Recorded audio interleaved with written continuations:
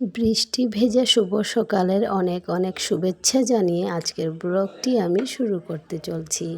তো নমস্কার বন্ধুরা, সবাই কেমন আছেন? আশা করি ভালো আছেন আর আমিও বেশ ভালো আছি।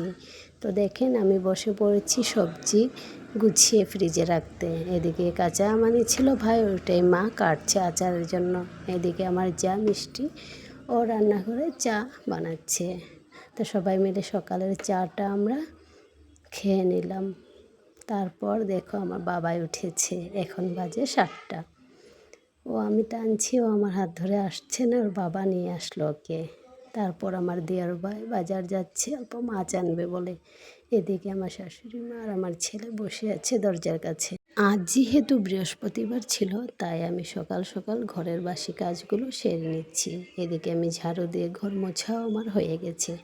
এই রুমে আমাদের 2 ছেলে বল খেলছে। আর একসাথে 2 জা শাশুড়ি মা সবাই মিলে একসাথে থাকার একটাই ভালো, যে একজনে যদি ঘরের বাইরের কাজ করে, একজনে রান্নাঘরের কাজ করে। এদিকে আমার ছোটো যা, ও রান্নাঘরে চা দিয়ে সবাইকে চা দিয়ে চা খেয়ে ও রান্না বান্না করতেছে।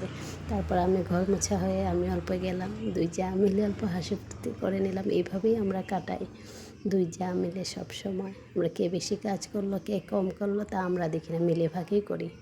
তারপর আমি চানে চলে যাব।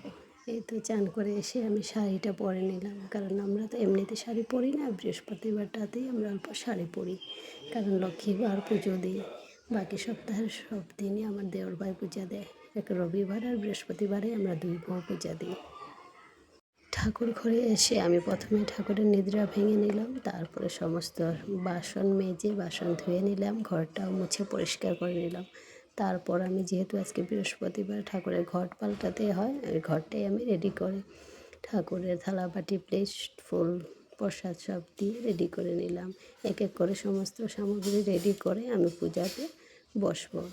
তারপর ঠাকুরকে চান করে ঠাকুরের সিংহাসনের কাপড় পাল্টে নিলাম। যেহেতু এখন গরম পড়েছে, তাই গুরুদেবকে আর জামা পরানো হয় না।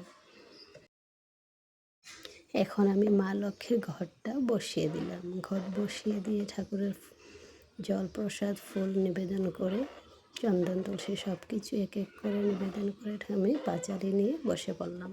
এখন আমি পাঁচালি পাঠ করছি। এই যে আমার পাঁচালি পাঠ করা হয়ে গেছে। এখন শঙ্খ ফু দিয়ে জোগাড় দিয়ে আমার পূজা কমপ্লিট হয়ে গেছে। তারপর চলে আসলাম ঘরে। এসে আমার ছেলেকে চান করাতে নিয়ে গেলাম। বাথরুমে চান করছে ও চান করতে খুবই ভালোবাসে, কিন্তু রেডি করা খুব মুশকিল, দৌড়াদৌড়ি করতে থাকে বিছানায় উঠে।